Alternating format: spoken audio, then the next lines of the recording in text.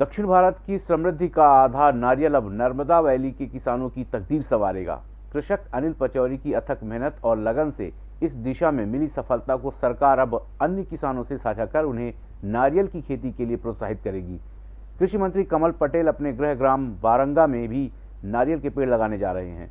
जबलपुर में लमेटा घाट के समीप कृषक अनिल पचौरी का नर्मदा ग्रीन पार्क प्रदेश के किसानों के लिए तकदीर बदलने की तस्वीर पेश कर रहा है।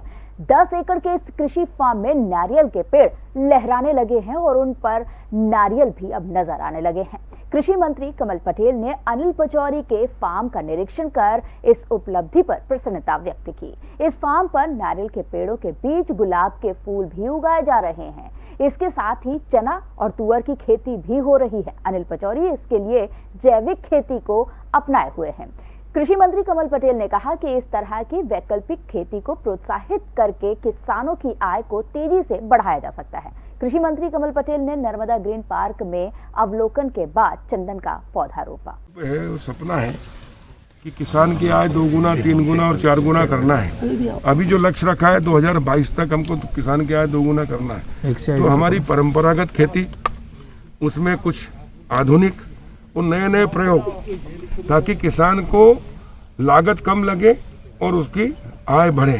क्योंकि देश को आत्मनिर्भर बनाना है तो पहले किसान को आत्मनिर्भर बनाना पड़ेगा, और किसान आत्मनिर्भर होगा तो देश आत्मनिर्भर होगा, और किसान ऐसे आत्मनिर्भर होगा। मैं अनिल पचौरी जी को बहुत बधाई देता हूं कि उन्होंने 10 एकड़ के इसमें नारियल का प्लांटेशन किया है। 2000 पौधे लगाए हैं। ये 3 साल पहले का पौधा देखिए, इसमें नारियल लगने शुरू हो गए। अब ये 6-7 साल में बड़ा होके 90 साल तक, 100 साल तक ये चलेगा और हमेशा आय देगा। एक बार लागत लगी, लेकिन उसके बाद में आमदनी। इसके नीचे बाकी फसल भी ले सकते हैं। जैसे आप देख रहे हैं कि गुलाब लगे हुए हैं, आम के पौधे लगे हुए हैं, आम की फसल आएगी, बाकी फसलें भी ले सकते हैं। तो ये अतिरिक्त किसान की आय होगी।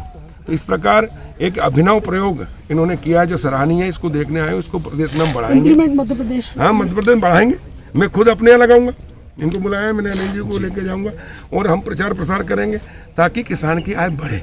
नर्मदा ग्रीन पार्क के संचालक अनिल पचौरी ने बताया कि नारियल का पेड़ वायुमंडल से अपने लिए पानी लेता है। इस लिहाज से नर्मदा नदी के किनारे की आर्द्रता नारियल के लिए मुफीद साबित हुई है। पचौरी ने कहा कि नारियल को लक्ष्मी का पौधा कहा जाता है। एक बार लग जाने के बाद वह हमेशा धन वर्षा करता है। पचौरी ने पारंपरिक खेती के साथ नारियल के पेड़ लगाने पर 10 एकड़ में 1 करोड़ रुपए तक के टर्नओवर का दावा किया। उन्होंने कहा कि नारियल का पेड़ 80 से 90 साल तक फल देता है। एक पेड़ में 1 साल के भीतर 400 से 500 फल आते हैं। इन्हें पक्षियों और अन्य जीवों के साथ आंधी तूफान से भी कोई नुकसान नहीं होता है।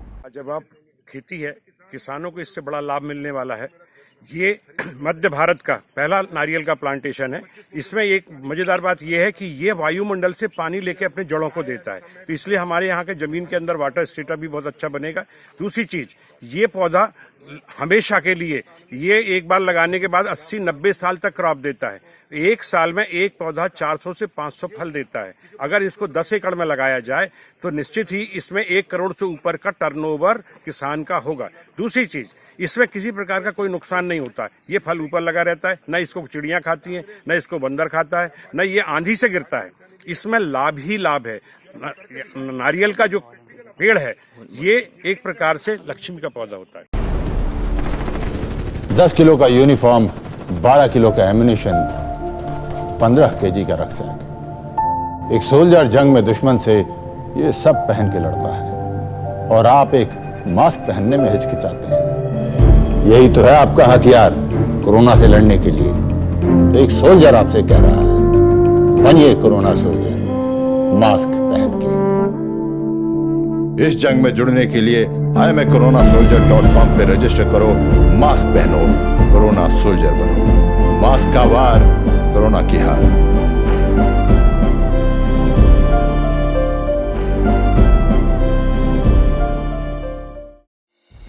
संगीत की स्वर लहरियों से सांस्कृतिक ताने बाने तक, चंबल के पीड़ों से नक्सलवादियों के गढ़ तक, झोपड़ी से महलों तक, ठेलों से मेलों तक, पगडंडियों से सड़कों तक, गांव से शहरों तक, व्यापार से उद्योगों तक, राजनीति से कूटनीति तक, दखल न्यूज आपके हक में।